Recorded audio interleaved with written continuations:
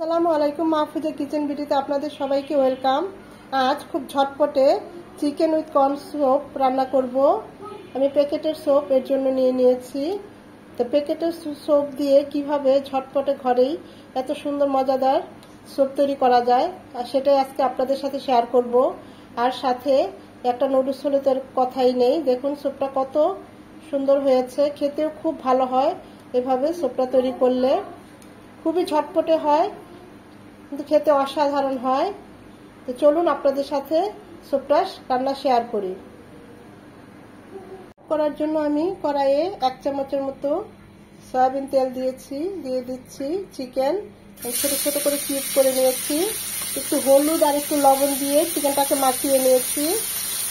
চিকেনটাকে একটু ভেজে নেওয়ার পর দিয়ে দিচ্ছি 1/2 চামচ গরম মশলা, গোলমরিচ গুঁড়ো, দিয়ে দিচ্ছি 1 চামচ সয়া সস।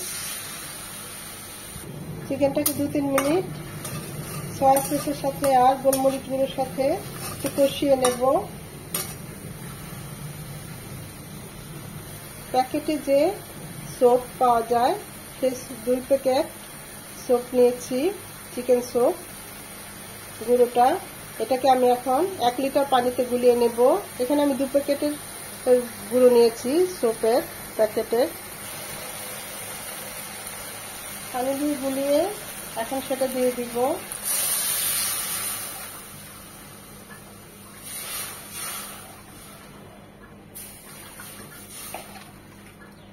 যদি 1 প্যাকেট নিতাম তাহলে 1/2 লিটার পানি হলে ঠিক ছিল। যেহেতু আমি 2 প্যাকেট নিয়েছি তো 1 লিটার পানি নিয়েছি। এখন এটাকে লো এবং মিডিয়াম হিটের মাঝামাঝি রেখে জাল করব। এই পর্যায়ে দিয়ে দিব 2টো ডিম, এভাবে গুলিয়ে নিয়েছি।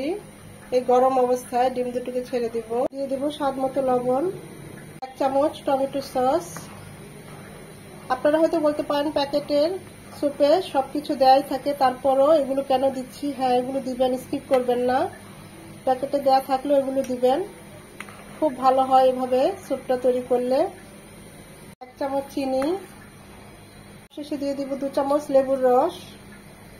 আমাদের স্যুপটা একদম রেডি, আমরা এখনই নামিয়ে নেব। দেখুন কতটা লোভনীয় হয়েছে।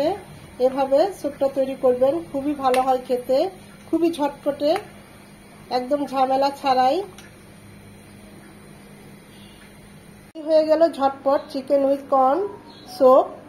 আর এর সাথে নুডলস হলে তো কোনো কথাই নেই।